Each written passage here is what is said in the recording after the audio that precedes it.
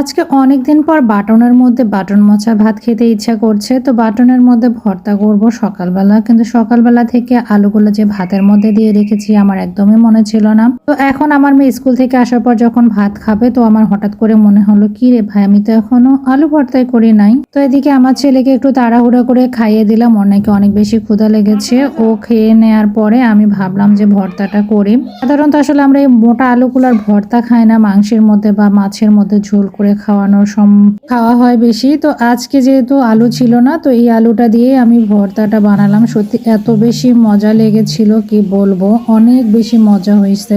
এই প্রথম আমি এই আলুগুলোর এত সুন্দর একটা ভর্তা বানালাম। আগে অনেকবার ভর্তা করেছি কিন্তু এত মজা লাগেনি। আজকে ভর্তাটা মনে হচ্ছিল যে এই আলুটাও না শিল আলুর ভর্তা খাচ্ছি। আমরা যেহেতু উত্তরবঙ্গের মানুষ, রংপুরের মানুষ, আমরা শিল আলুর ভর্তাই কিন্তু বেশি পছন্দ করি। অন্যান্য অঞ্চলের মানুষ হয়তো বা এই আলুটাকে চিনবে না, কিন্তু আমাদের উত্তরবঙ্গের মানুষ কিন্তু শিলবিলাতি আলুটা অনেক বেশি পছন্দ করে। বিভিন্ন জাতের আলু আছে। তো কালকের মাংস রান্না করা ছিল, সেখান থেকে একটু ঝোল নিয়েছি। আর ভর্তাটা সত্যি এত বেশি মজা হয়েছে, আর বাটনের মধ্যে খাচ্ছি জন্য মনে হয় এত বেশি মজা লাগছে।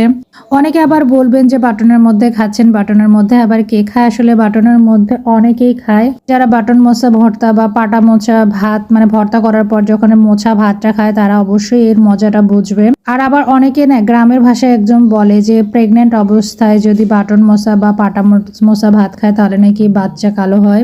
এটা কিন্তু কথার কথা, সত্যি। যার বাচ্চা কালো হবে তো কালো, যার ফর্সা হবে তার ফর্সা। এগুলো আসলে কোনো এগুলা আর কি হচ্ছে আছে না কুসংস্কার। গ্রামের মানুষ কিন্তু এগুলা বলে গামলায় ভাত খাওয়া যায় না, কড়াইয়ে ভাত খাওয়া যায়, মানে বিভিন্ন ধরনের কথা বলে। আমার আবার এই দিয়ে হাঁড়ি পাতিল মুছে খেতে না অনেক বেশি ভালো লাগে। অনেকে হয়তো বা এগুলো পছন্দ করে না, কিন্তু আমার কিন্তু মুছে খেতে না অনেক বেশি মজা লাগে। এটা আমার ছোটবেলা থেকে অভ্যাস। পোড়া ভাত, নিচের ভাত, তরকারি, এই জিনিসগুলোর প্রতি আমার একটা মানে কেন মজা লাগে আমি নিজেও জানি না।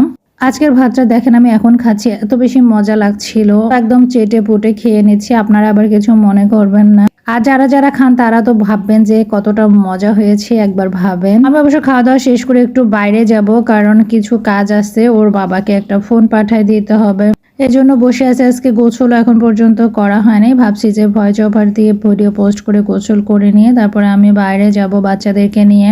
যেহেতু ওর বাবা নাই, এখন সব কাজ আসলে আমাকেই করতে হচ্ছে। আর ওর বাবা থাকতে আসলে আমাকে কিছুই করতে হয় না, বাইরের সব কাজ ওর বাবাই করে। সবথেকে বড় কথা কি জানেন, নিজেদের কাজ স্বামী স্ত্রী মিলে যখন আপনি ভাগাভাগি করে সংসারটা সুন্দরভাবে পরিচালনা করবেন, দেখবেন যে ওই সংসারের মধ্যে বরকতে ভরপুর। আলহামদুলিল্লাহ, অনেকদিন পর আমি বলেছি, আমার হাজবেন্ড আমার অনেকদিন পর আমার কথা রেখেছে। আমি অনেক হ্যাপি। জীবনে অনেক বেশি টাকা পয়সার প্রয়োজন নাই, তবে দুজন সবকিছু ভাগাভাগি করে করব, নিজের সন্তানদের মানুষ করব, এতটুকুই